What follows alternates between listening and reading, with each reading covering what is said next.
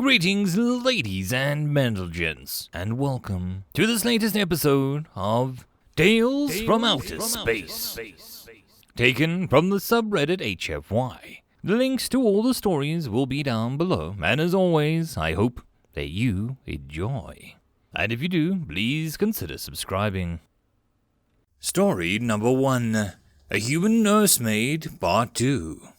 Written by Chimpanzee writes, Florence knelt down, hunched over in the dirt and dead leaves of the forest floor. Millie and Hector laid on the ground nearby, covered by their small jackets. Last night she ran until she could only jog, and then she jogged until she could only walk, and then she walked until she collapsed. Her back heaved up and down, desperately trying to suck in enough air into her lungs. The chill autumn air burning cold with every breath. Through weary eyes, she looked at the two children sleeping on the floor. How they had managed to fall asleep while being jostled around she'd never know. Children could fall asleep anywhere.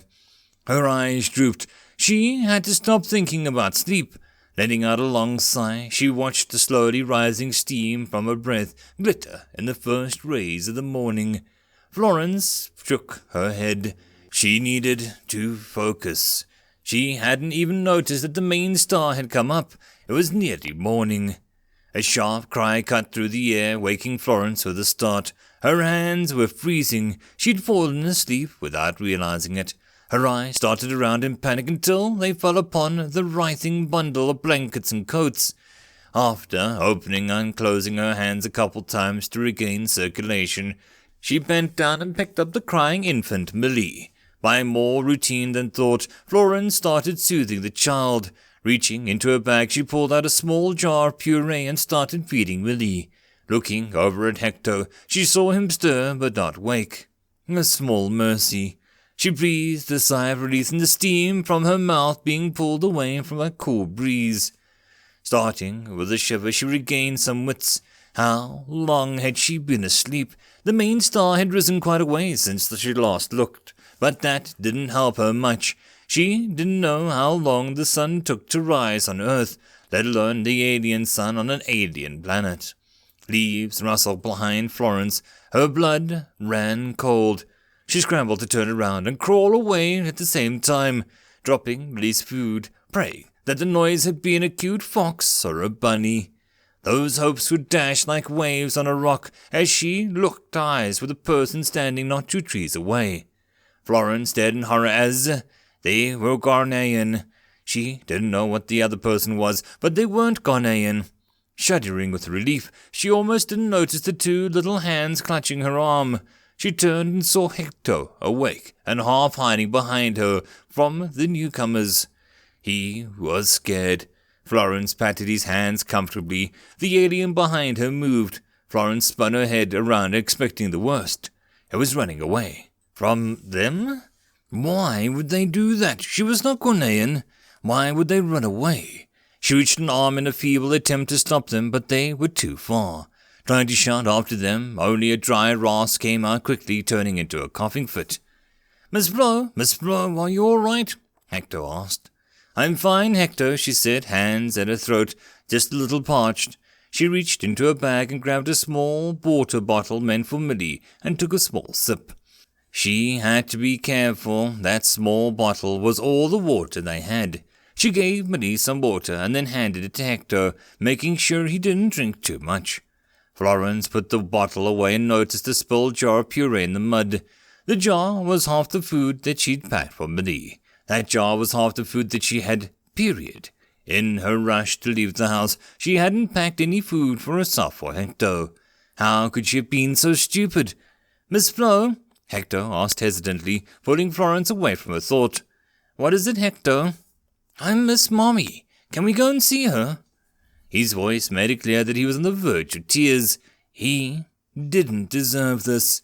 Florence took a moment to compose herself before answering. She was all he had left, and she had to start acting like it. Any hurt or fear that she was feeling was nothing compared to this little boy. She needed to be who he needed her to be. Not right now, Hector. Her voice was soothing as a lullaby. Your mom is still at the house and it's not safe for us there.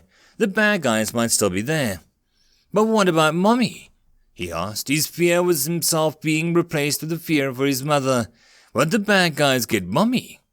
Don't be silly, she said, poking him in the ribs with a squirming smile. She's with the bestest, most strongest soldier in the whole Kornak army. Do you really think Atto would let anything happen to her? Her heart panged as he said Atto's name. No, Hector admitted. He looked up to his older brother more than anyone, and even his father.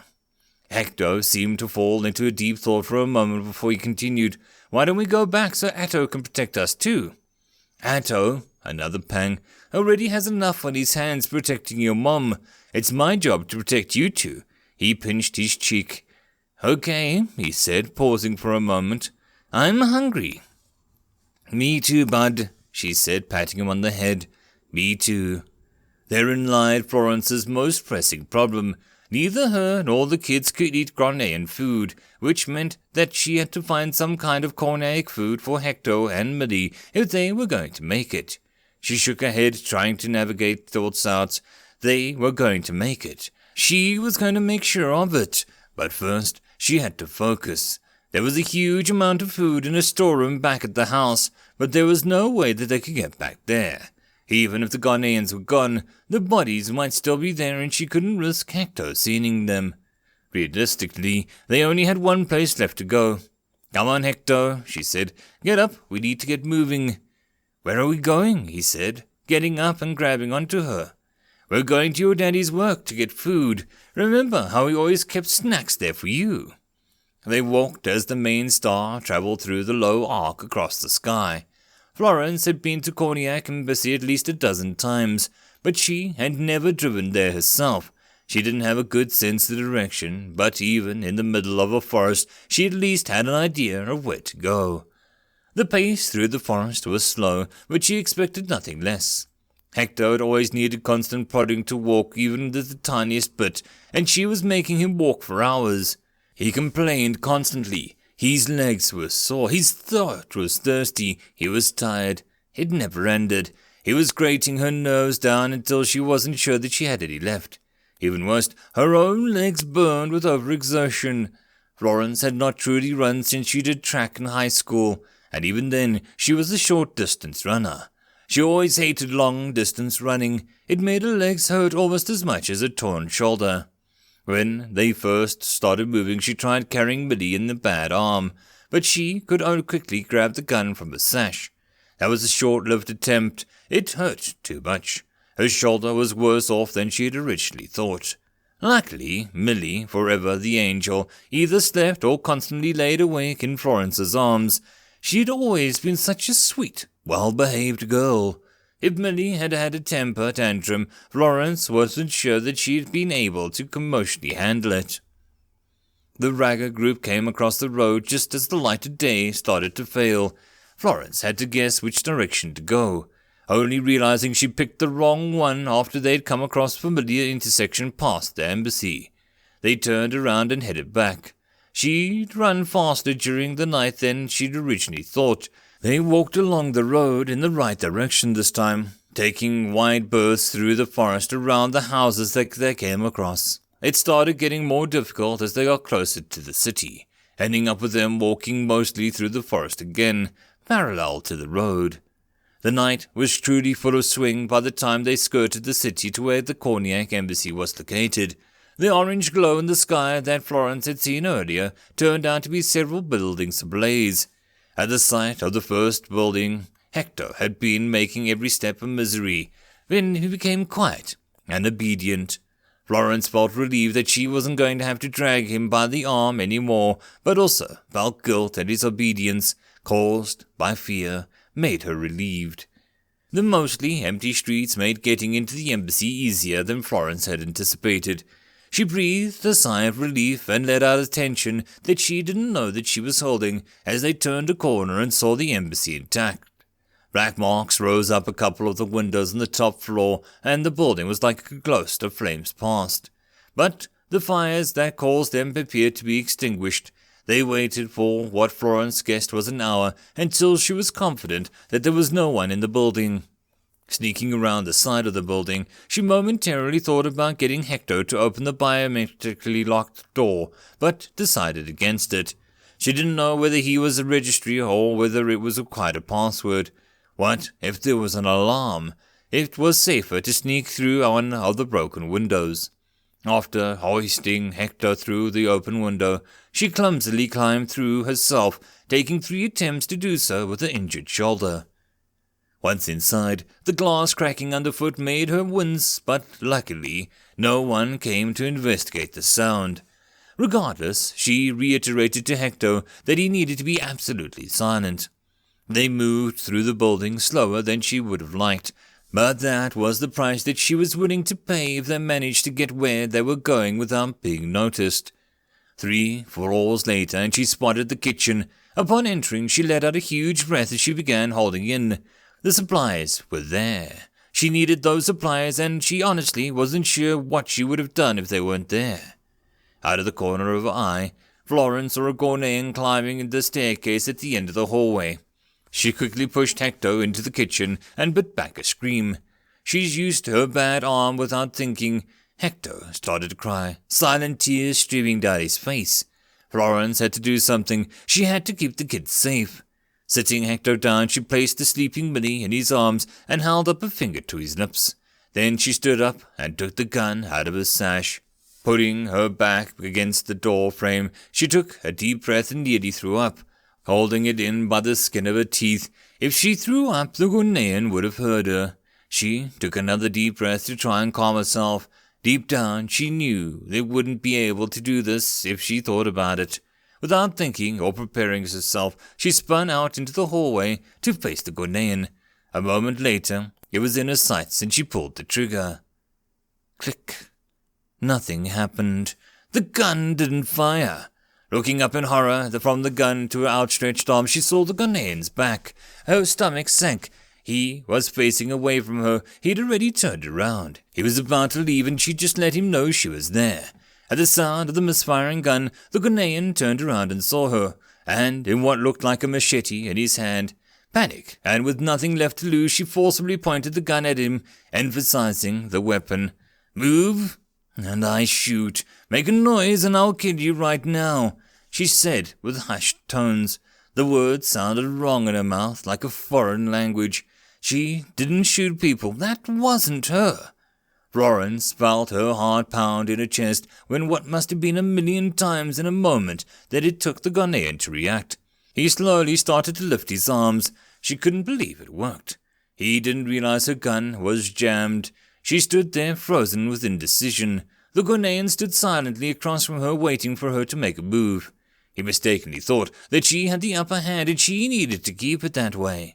She had to do something. If she stood any longer, he'd know that something was up. Very deliberately, she gestured with the gun for him to drop the sword. He slowly lowered his sword to the ground. Then she gestured for him to move backwards. And he did that too. Stunned that it was working, Florence kept him moving back, but the hallway started to run out and she had no idea what was going to go to. Like a gift from God, the Ghanaian walked past the door that was locked from the outside. She gestured for him to stop. He complied immediately, causing Florence to step closer to him than she meant to get. Much closer. Up close, it was a lot more apparent that he was much bigger than her.